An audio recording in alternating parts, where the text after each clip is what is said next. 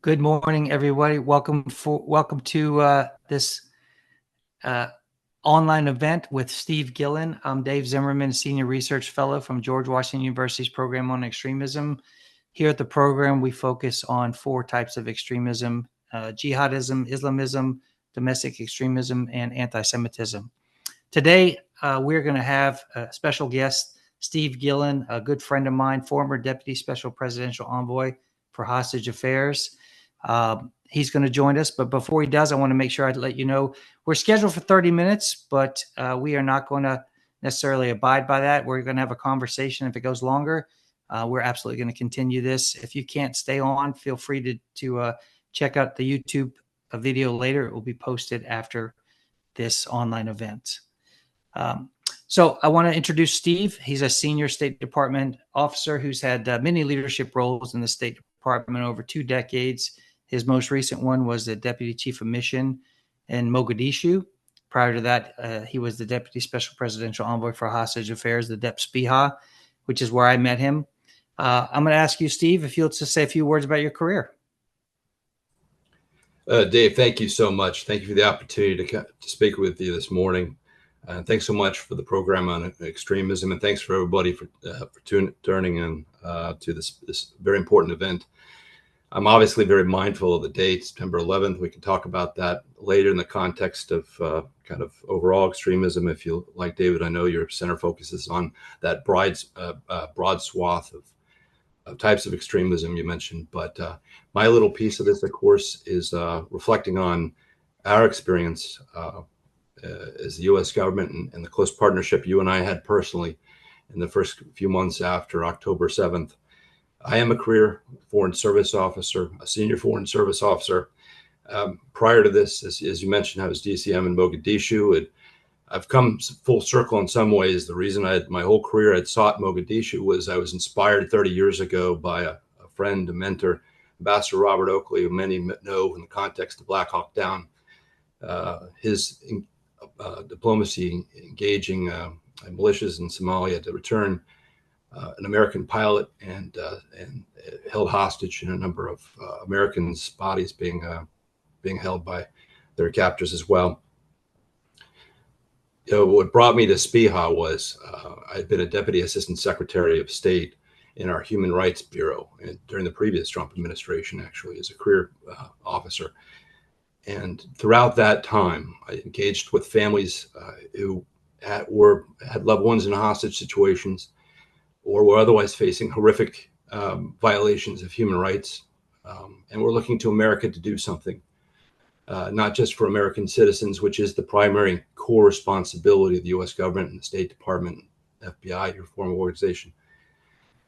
But throughout my career, going back to even serving in Belarus, where the families of political prisoners would reach out to me, to our embassy, seeking the assistance of the United States, looking to America for help to get their loved ones out of captivity. Similarly, during my service in Bosnia, the survivors of the Srebrenica genocide, still seeking some sort of justice, still seeking some kind of answers, what happened to their loved ones from the 1995 genocide, would turn to me, turn to our team, our embassy, the United States government, looking for help.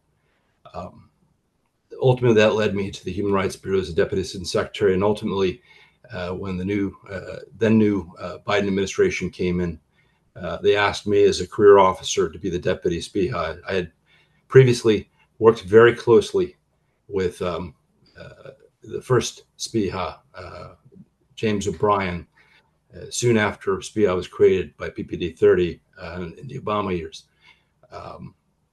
Because at that time, it was not as a highly developed institution, as an office, as a mission, as a team.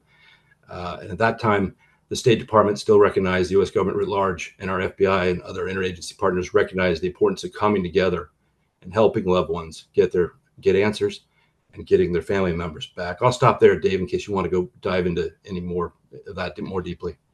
No. So you started as a State Department official, in late 1990s, early 2000s? When was that? That's right. I got my start with the State Department actually during the Kosovo War in 1999. Later on, went in through the front door as a commissioned Foreign Service officer and did kind of with that experience in mind during the Kosovo War, and interviewing and working with and talking with the families of refugees who had fled Kosovo into northern Macedonia, heard their stories. And even then, I heard how the victims of human rights violations, and those not knowing where their family members were, the loved ones of the missing, and those held captive, were going to turn to the United States of America for help, not only to pursue our interests and to help our people, which again is critically important, the central role of any of our government, but also to help them as fellow human beings, as friends, as allies, as partners. That's what inspired me to join the Foreign Service, and kind of took to heart the words of my mentor, Ambassador Oakley, the late Ambassador Oakley, and then throughout my career, pursued missions, assignments in that spirit of doing my very best as an American diplomat to serve my country, but also help America's friends and allies wherever I could. No, I appreciate your service.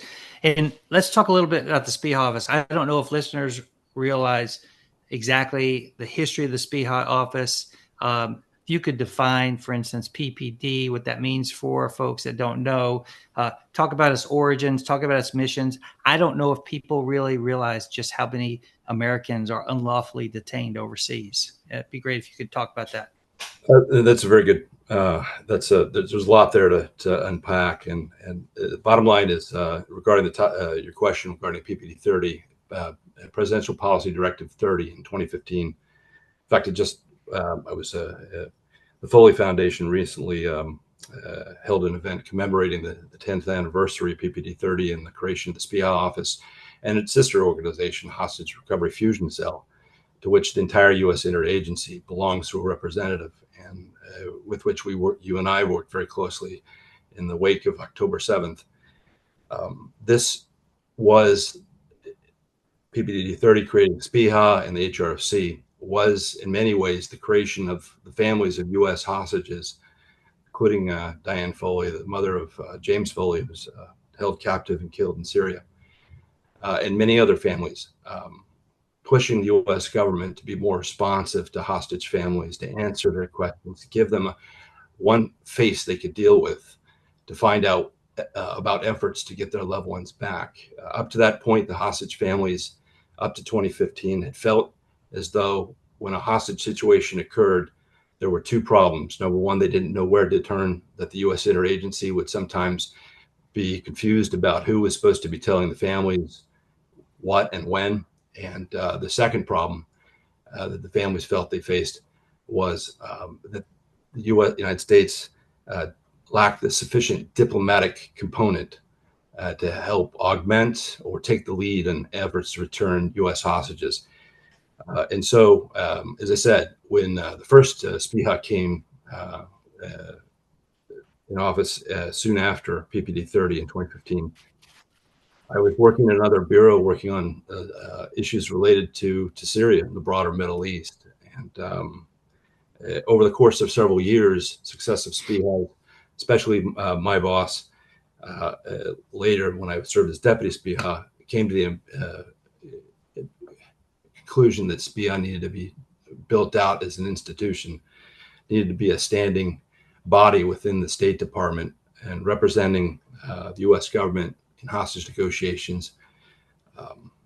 That evolved, and to the extent to which Congress stepped in 2020 to pass the Robert Levinson Act. The Robert Levinson Act was signed by President Trump at the end of the first Trump administration, and it not only created SPIA as a statutorily defined institution within the State Department, it also broadened the aperture of SPIA's mission to include what we call wrongfully detained. It may seem like a technical distinction. It certainly seems like one if your loved one's in captivity. But a wrongfully detained person, for example, Brittany Griner, who was found wrongfully detained, is someone who is held by a government, an internationally recognized sovereign government, as a contrast to a traditional hostage case, which is usually held by a non-state actor, not an internationally recognized government, somebody like Al-Qaeda or ISIS or Hamas, And in that traditional hostage role, the HRFC, the FBI continued to be a lead, but SPIHA was intended to bring to bear the diplomatic capabilities of the United States government and that coordinating body, and along the way, give the families of loved ones of hostages an opportunity to have a single point of contact, a one-stop shop. And between the two, the cell and the SPIHA team, and the interagency components that form us, we've done our very best to bring everybody home, whether they are wrongfully detained or defined in the traditional sense of a hostage. Yeah. So when you say the cell, you talk about HRFC, you're talking about the Hostage Recovery Fusion Cell, which, as you said, is interagency, meaning you've got FBI agents and analysts, you've got CIA employees and DOD employees. You've just got folks from all over the government that are all designed to be working together to bring Americans home, whether they're unlawfully detained by a sovereign state or a jihadist group or an Islamist group. And so that's part of what the SPIHA office is helping coordinate, correct? That's exactly right. And I have to emphasize that in every hostage case I ever worked in my career, that interagency cooperation, and I don't mean simply a transactional relationship, but almost a sibling relationship, a family, interagency family, FBI, State Department, the U.S. military, the intelligence community. We all have to work together as brothers and sisters, trying to get our fellow Americans home and get home as best we can, help our friends and allies, partners around the world get their loved ones back as well. Yeah, absolutely. And you mentioned the Robert Levinson Act, and just mentioned Robert Levinson was an FBI agent who went missing, right. And so that act was named after him.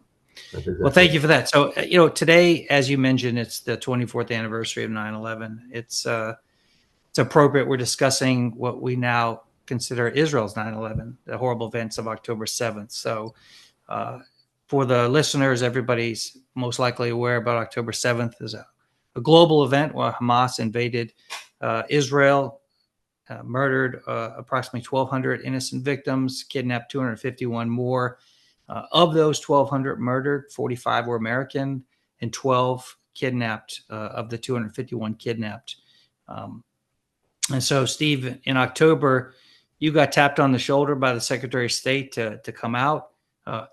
I was stationed in Israel at the time as the FBI liaison working counterterrorism and working the hostage crisis. We had the opportunity to work very closely together. Some of the things we did: work with families, both American and Israeli, work with the Israeli government, American leadership both at the embassy and U.S. intelligence community.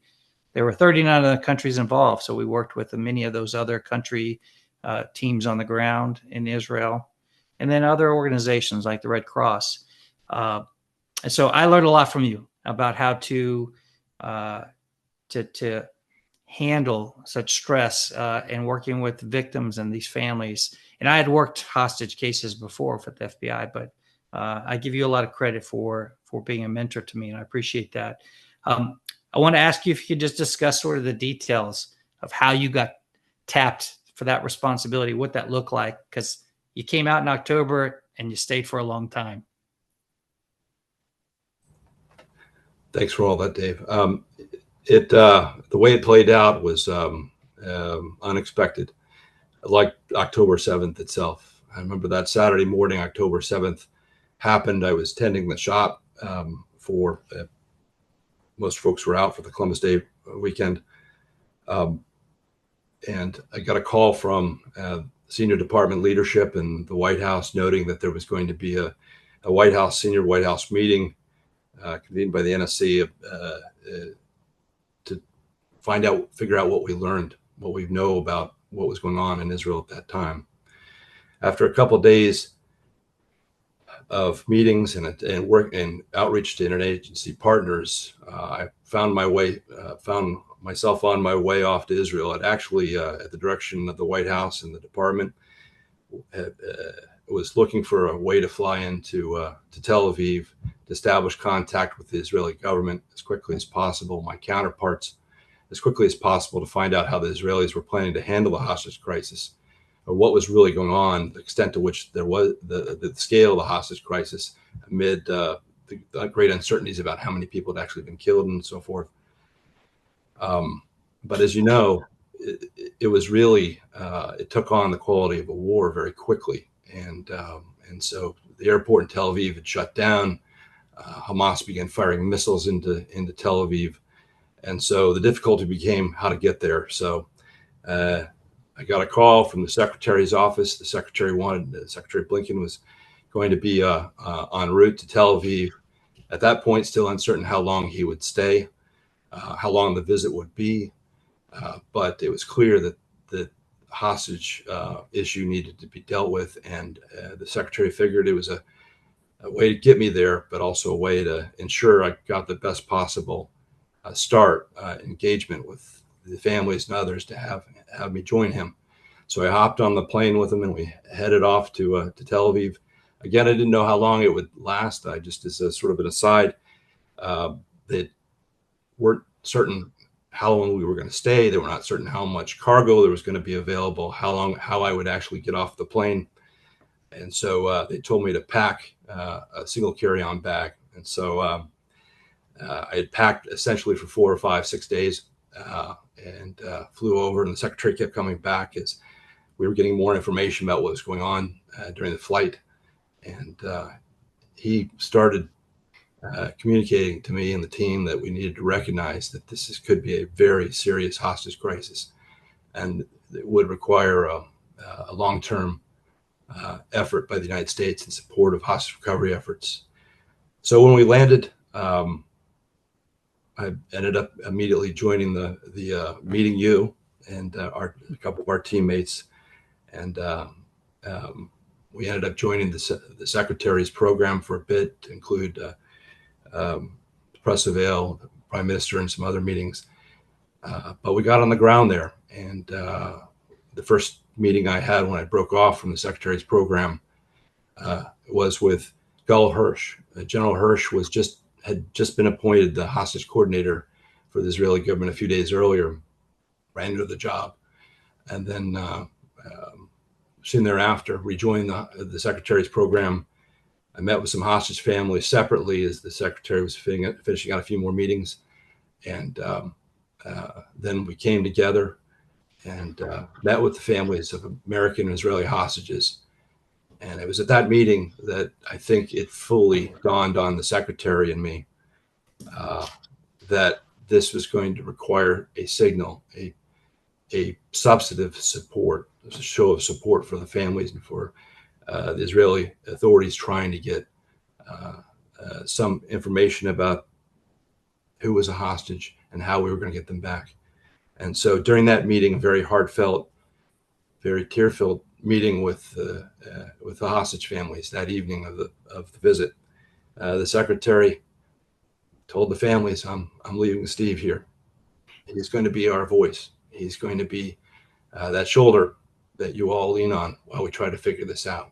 And the secretary said something very similar to Israeli government counterparts, recognizing that he had just committed to getting Israel's back, and then getting the hostage families back, and then mindful that you need to put actions behind words. And so he asked me to stay behind, to continue to help coordinate our hostage efforts on the ground with you and interagency partners, and with the Israeli counterparts, as well as, and probably in many ways most importantly, to be there for the families when they needed a friendly face, someone who understood, and someone who could go back to the rest of the U.S. government and get answers for them.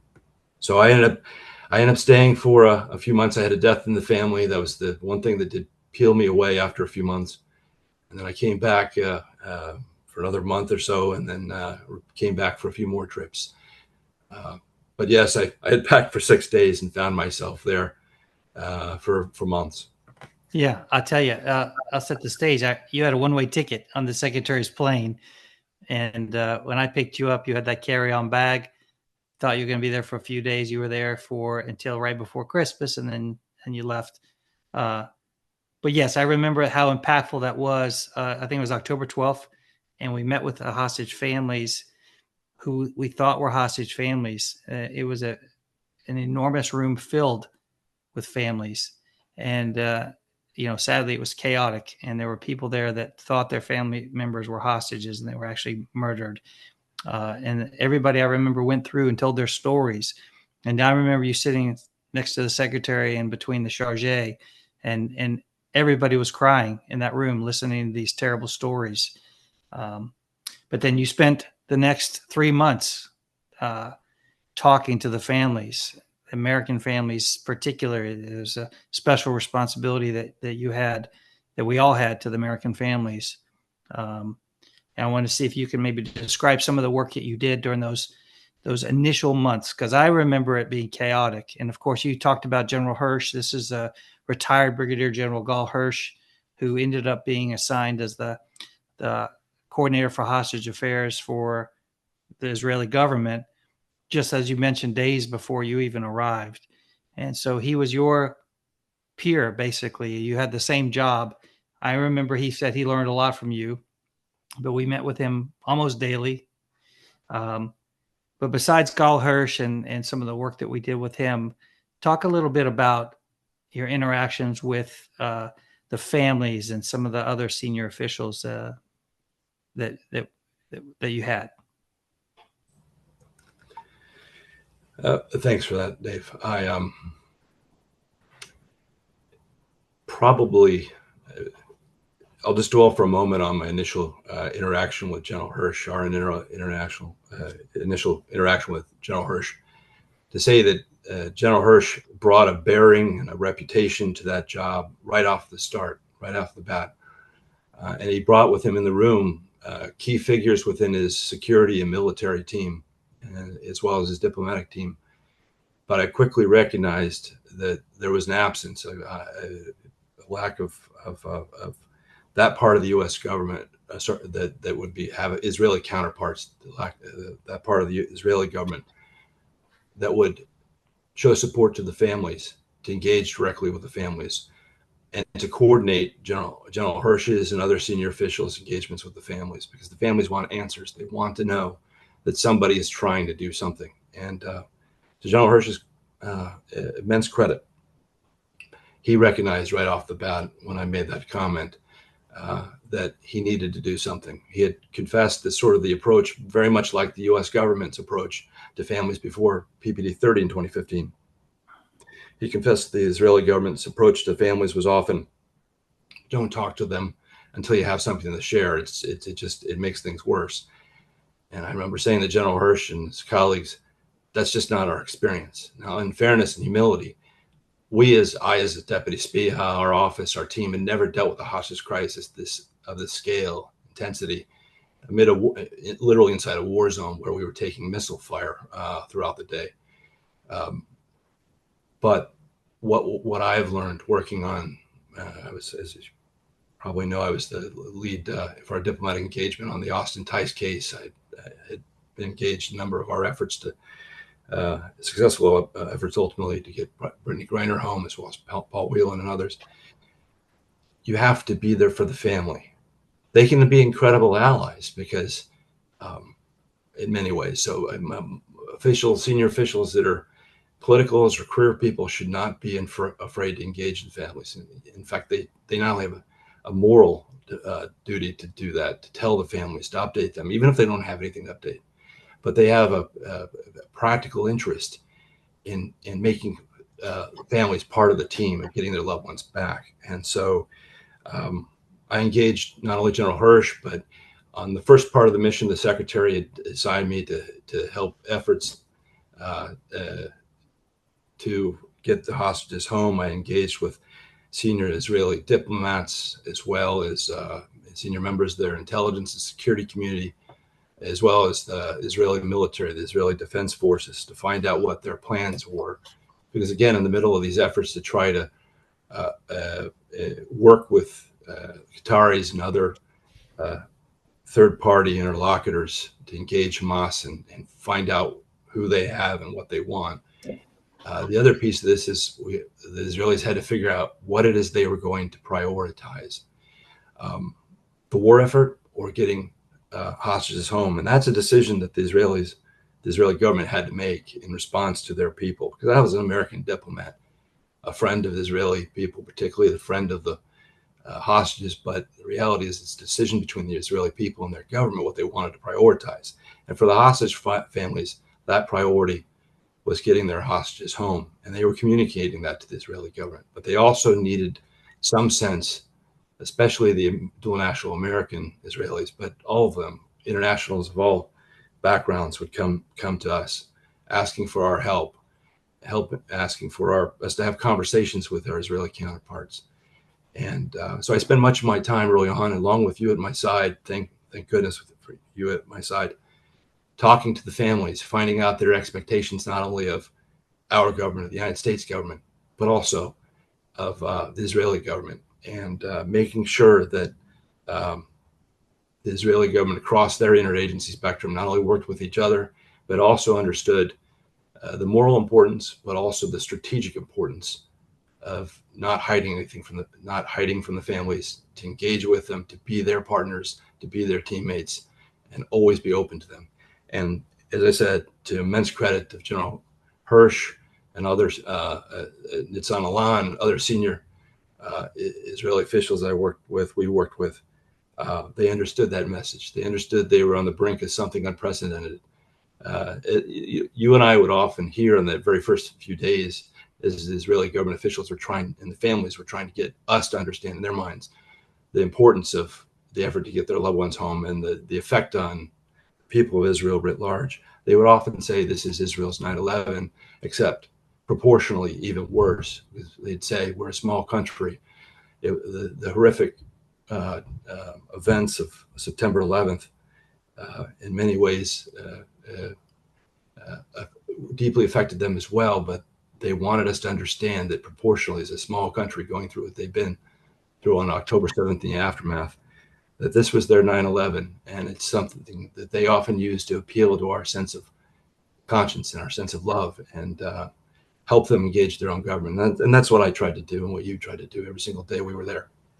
No, I remember it was considered a global event. It was, for me, it was before 9/11 and after 9/11, and now it's before October 7th, after October 7th.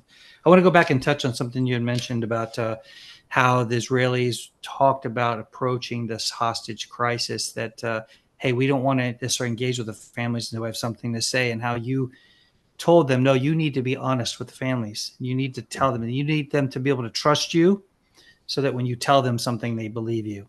And I think that's important to highlight. That's one of the things. I think there was a mutual learning. I think no other country experienced what Israel experienced. No other country has ever had that many casualties, both murdered citizens and kidnapped citizens at the same time. In those first few weeks we were there, that you were there, that we were together, there were, I think, thousands missing. And they finally, narrowed it down to 251 total hostages. But in the beginning, it wasn't like that. No. But then one other thing you mentioned was how you convinced, I think, both Gal Hirsch and the Israeli government, as well as the families, to push for this, is that there was a war effort, destroy Hamas. There was a lot of anger that first few weeks. And there was the destroy Hamas priority and then the hostage priority. And I think with the efforts of bringing the families into this, it sort of equaled out, and the Israeli government looked at the hostage crisis as on the same plane as responding to Hamas. I wonder if you could address that a little bit.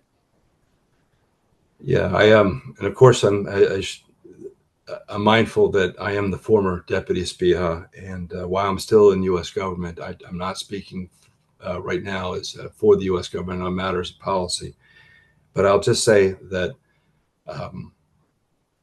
there was, in any healthy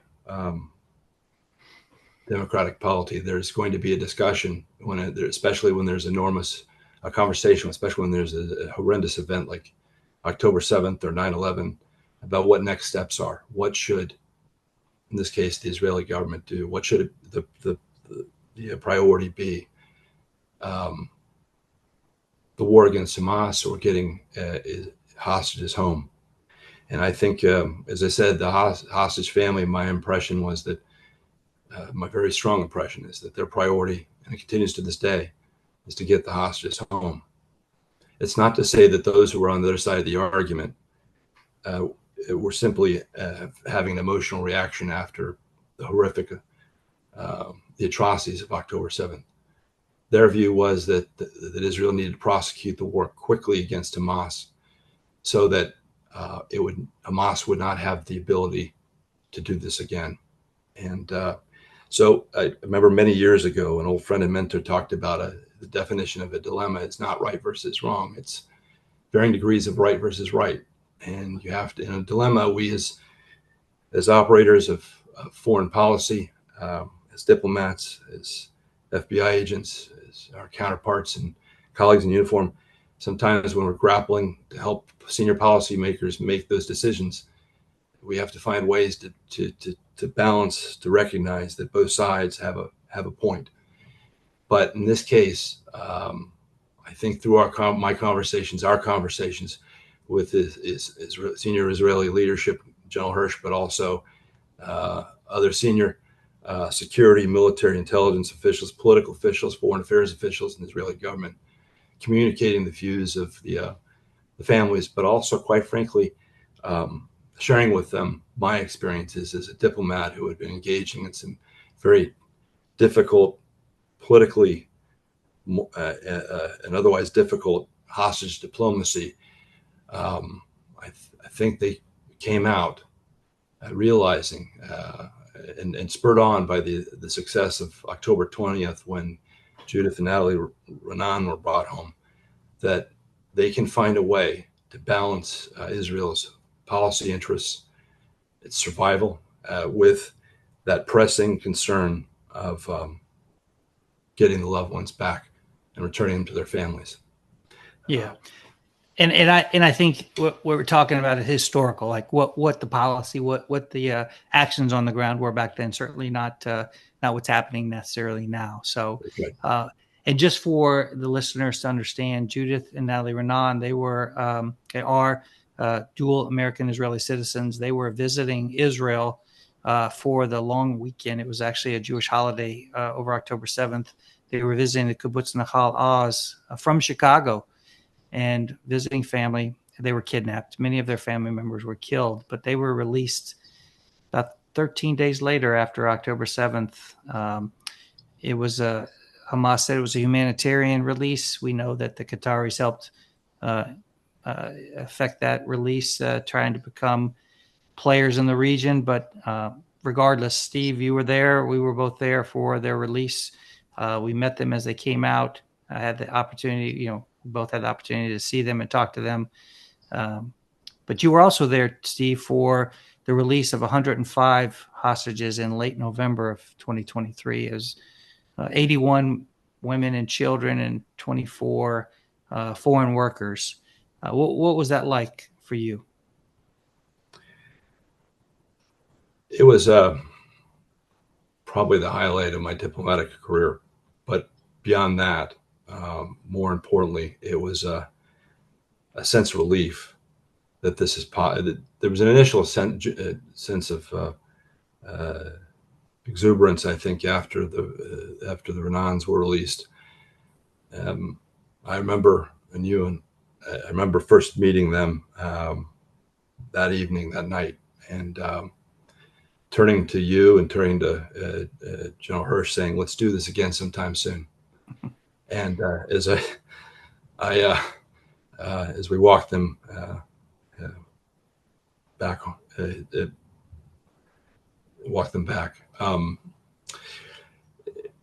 so when I reported back to Washington, back to the department, to the White House, and other senior interagency partners, there was a great sense of optimism that we could do this again.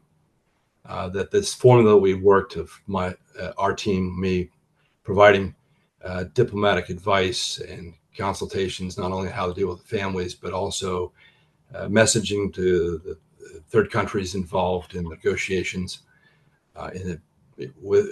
through the Israeli negotiators or separately in parallel. And that had informed how the White House and how the interagency wanted to move forward to do this again and do it soon. In the next few weeks, as the Israeli ground offensive started, things seemed to be, negotiations seemed to be heading in fits and starts and going sideways at times over issues related to the war and the humanitarian situation in Gaza. I think it was sobering just in the days after Natalie and Judith's release and the two other elderly hostages that had come out soon thereafter, that this was going to take time and that success was not certain. And so when we got the initial word that Hamas had accepted the terms to release the first batch of round of women and children, there was a sense of like, oh, this is possible. It wasn't just a one and done. We can continue this formula of diplomatic engagement, of supporting the efforts to get the hostages home amid the ongoing military crisis, and it will work. And so when the first round of hostages were released, it was an incredible sense of relief in addition to joy.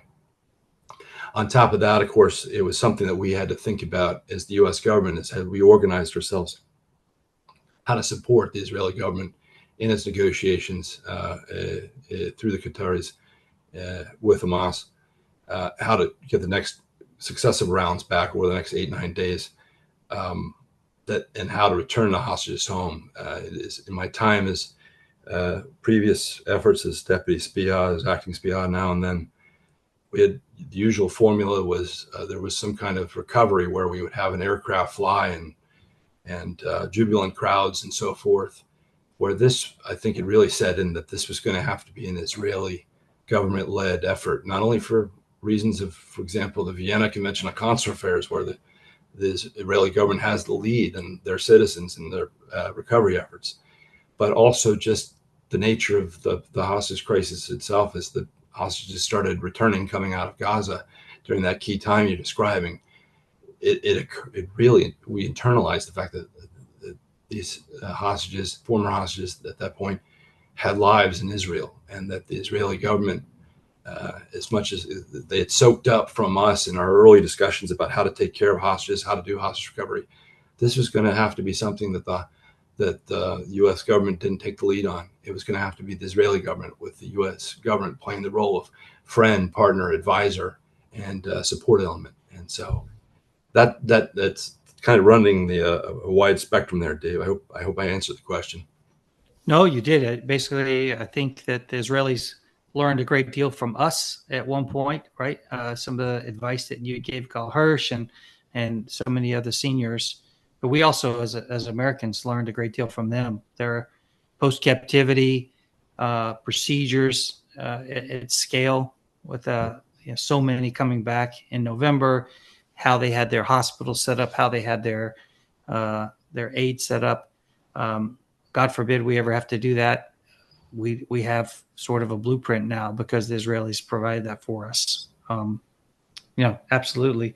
And you talked about the Israelis having primacy. I think it's important because these victims were kidnapped in Israeli territory for the very fact that they were thought to be Israeli. Even though, as we mentioned, 24 of them that were returned were foreign workers on those local communities, but they were kidnapped because they were thought to be Israeli. So, I've been asked many times, why didn't America go in there? Why aren't we on the ground, in Gaza, for instance? And always the answer is the Israelis have the primacy. This is an issue that they are dealing with, and we are supporting. Yeah, feel free to comment on that. Yeah. And on that last point, Dave, that's critically important for anybody that's interested in learning about the hostage diplomacy, about the hostage enterprise, what we call the hostage enterprise, is that going back to what I mentioned, that the reason that the American families who had hostages in Syria and elsewhere, who had pressed the Obama administration to do something to organize the U.S. government in a way that was responsive to the families, but also kind of standardize a diplomatic capability. There are situations where the U.S. government can't go in guns blazing doesn't want to go in guns blazing and needs to have that capability to engage partners who can help return hostages, or in some cases, as I often did in other hostage situations, engage the representatives of those holding our people directly. It is also something that we have to sort of a takeaway of all that is that these crises sometimes last a long time, and there's often when you think you have a solution, it can easily be delayed, move sideways. Obstacles come up because these such hostage crises are often happening in the middle of a war, as was the case of Hamas, or broader confrontations or other challenges faced at a geopolitical scale, as I had faced in previous hostage negotiations I'd conducted and led.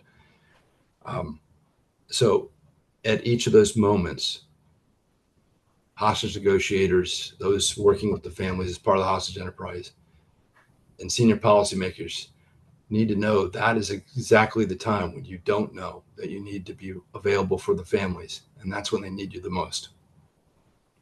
You bet. I know that in my almost 26-year career in the FBI, working that matter, the hostage crisis, working with the families, is the most impactful thing I've ever done professionally. I was curious if you could comment on, how this entire experience impacted you, and before we wrap up a little bit. In short, it turned out to be probably the most meaningful experience of my diplomatic career. I don't want to make this about me, but as an American diplomat who has spent his over 2 decades plus representing the United States, and along the way having the opportunity to help people in need, it was the highlight of my diplomatic career. But more importantly, what it did, how it impacted me, was it reaffirmed the importance, the centrality of any government's responsibility to its people. When you take a hostage, when anyone, any group, any country takes a hostage, they're not just taking that one person or that small group of people. They're holding an entire family hostage. And I know that in your current capacity, you are part of the program on extremism. I'd say, so the broader impact on all of us is, based on my experience, I'd offer this, that it is the first responsibility and the highest duty of anyone in government to help get people home from hostage situations, being deprived of their freedom and being held from their families. But it's also something that I think societies around the world need to reflect on as they think about extremism, that no cause, no ideology justifies taking someone from their families, from their loved ones. And the flip side of that is that's what made the work so meaningful and the impact so meaningful, the opportunity to right that wrong. And in situations where we can't go in guns blazing, either help those who are, or as an alternative, take the lead and see if we can appeal to the other side in some way to bring people home. No, you said exactly how I feel, the meaningful work.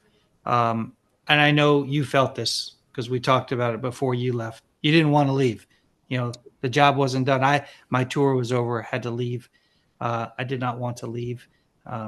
But that's the nature of the government work, is when your tour is over, you have to leave. But that's right. We have 48 hostages still remaining. The majority of them are deceased. Maybe 20 of them are alive. 2 of those deceased hostages are young American men. We worked with their families, and it's tragic that still exists. We're 706 days into this crisis, of this hostage crisis.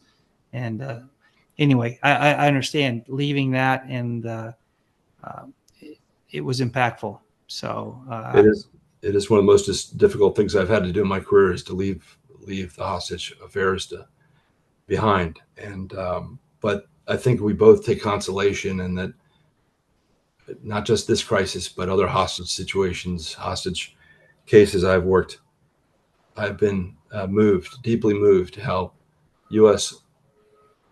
the U.S. government, but also the U.S. population, various political parties, backgrounds. This issue is something that I've seen over years bringing us together. That regardless of political differences, regardless of background, we all know what it's like to be deprived of one of our loved ones. And it's also an opportunity to step away and allow others to pick up the torch and do this critically important work. Yeah, I agree with you. So, well, Steve, thank you so much for the time today, for your over 2 decades of service. Really, really appreciate you sharing some of your insights. I know we went longer than the 30 minutes, but I think it was important for the audience to hear your stories. And before we close, happy to you want to take some questions? I'd be very happy to take a couple questions if anybody's interested. So if any listeners out there have questions, feel free to send them through the chat, and we'll entertain those questions before we close down for the day.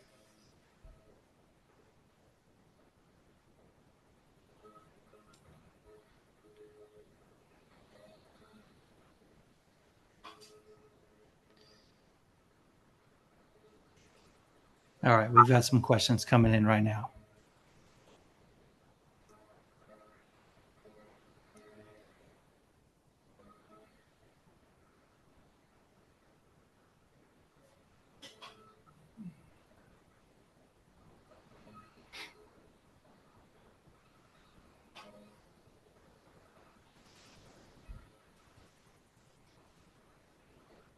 All right, Steve, there's a first question. How did your previous diplomatic experience in regions like Iraq, Bosnia, and Somalia shape your approach to the situation in Israel? And I'm going to add to that, Steve, because I know that you dealt with rocket attacks every single day that you were there, because I was with you. And when you were in Iraq, you dealt with the rocket attacks there as well. So answer the question of how you dealt with the rocket attacks in Israel, in Iraq, what the difference was, and then talk about how the whole situation, you approached it with your experience. Well, thanks for the question, to the viewer for the question. Thanks, Dave, for kind of reminding me of kind of the other challenges we faced during our time together in Israel. It's my career seems to have attracted some rocket fire in its time, and I guess it's not something I deliberately set out to face in my career, those kind of dangers. But I've noticed that those kind of hot spots in the world, Iraq, Somalia, and Israel in October 2023, the reason they're most meaningful is they happen to be these exigent circumstances in which people need help. And often those circumstances, that brings out the best in people, but it also brings out the worst in people. And in the latter category, people trying to take advantage of the situation. I remember serving in Baghdad in 2008,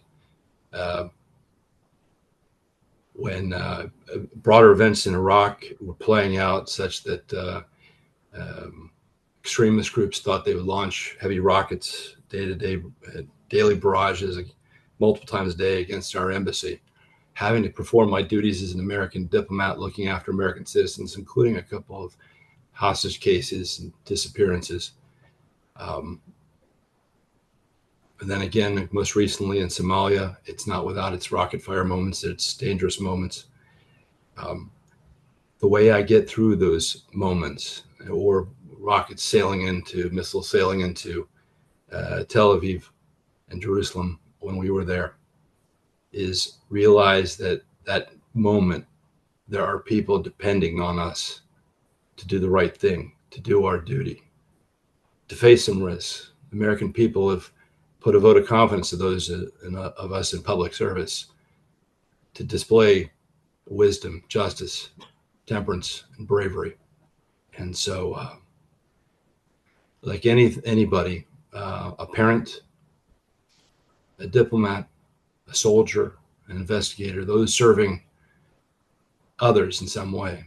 You have to put others above yourself. And that's how I prepared myself mentally for that situation. And more broadly to the viewer's question, in each of these countries where I've faced some of those risks, each of those countries were war-torn societies in which they were attempting to build a better government, build a better society, a peaceful society, all take care of families, all those sorts of things that all human beings want.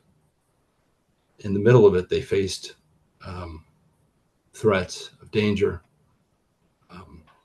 rocket fire, military conflict, hostage taking.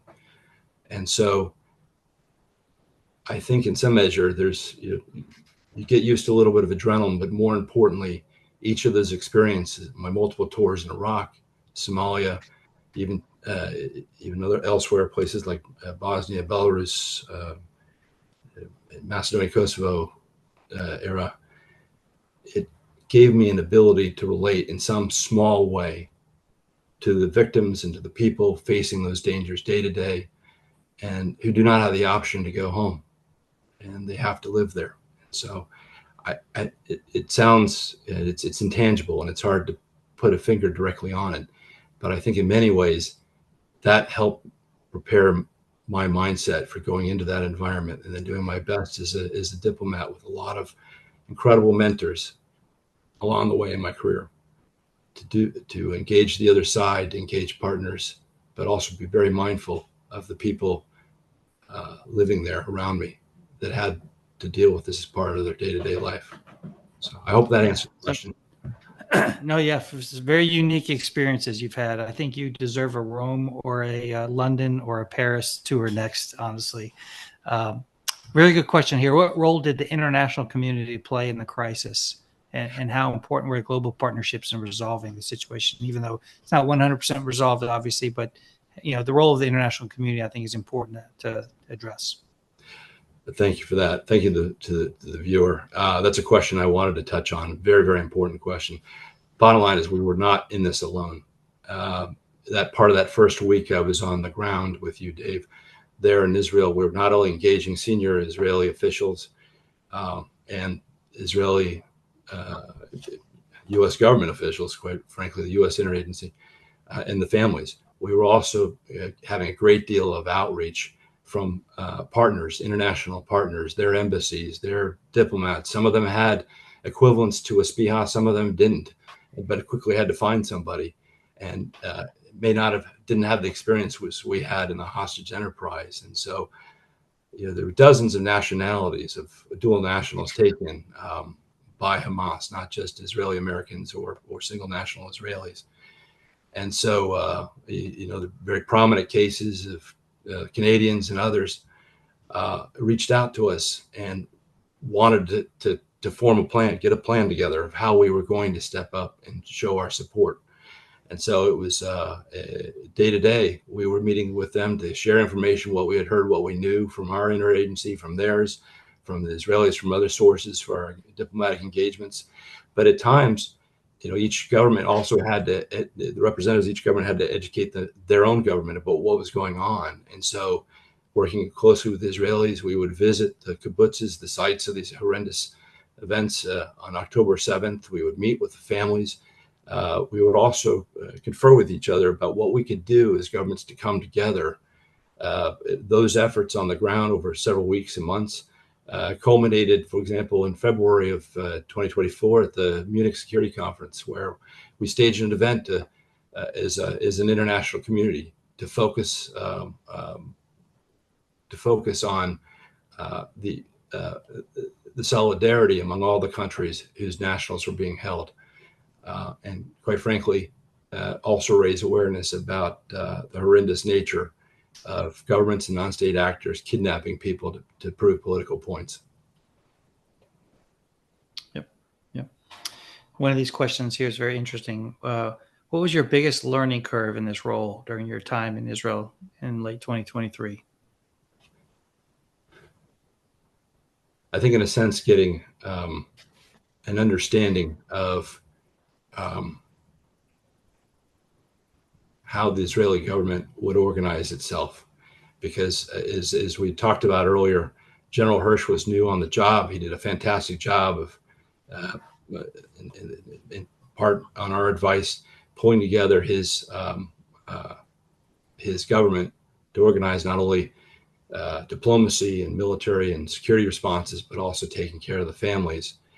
And as that Israeli enterprise took shape, hostage enterprise took shape, and the Israeli parts of the Israeli government were shifting back and forth in terms of who would be the diplomatic lead. The greatest learning curve, I think, was catching up with that and making sure that our government, correspondingly, our government was prepared to support those diplomatic efforts. And of course, I should also say there is always learning. No matter how long you are in the hostage enterprise, you learn something new every time you engage with a hostage family. Nobody does a perfect job every time engaging with a hostage family. And the learning curve always remains steep, even for those who have spent their entire careers working with families in these horrific circumstances. Yeah, and I'll touch on this, Steve, to give you some credit. As FBI agent, I worked hostage crises multiple times in my career, but nothing that was at this extent. And I remember you pulling me aside saying, Dave, we're going to get yelled at by families. They're going to be upset with us. Grin and bear it and understand what the family's going through. You know, they don't know where their loved ones are. They know their loved ones are in harm's way.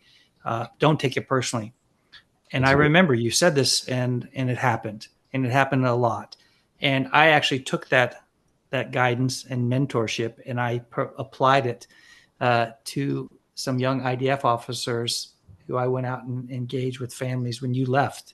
And I did the same thing to them. And so you provided me some learning and some advice and some guidance, and I paid it forward. So I wanted to make sure I highlighted that for the audience and for you. One other question here, and then I think we'll be at the hour point.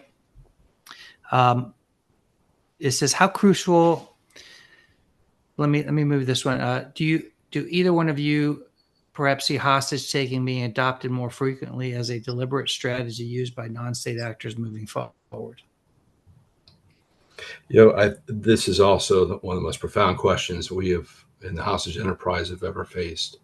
You find that one of the great arguments among U.S. policymakers, and I imagine, and those in kind of operator level in the hostage enterprise, is the degree to which one success in getting hostages back will somehow incentivize or encourage hostage-taking organizations to do it again, or more broadly, do geopolitical circumstances mean that certain organizations, certain groups, certain countries are going to respond to imbalances of power, what we could 20, 30 years ago used to talk about asymmetric warfare?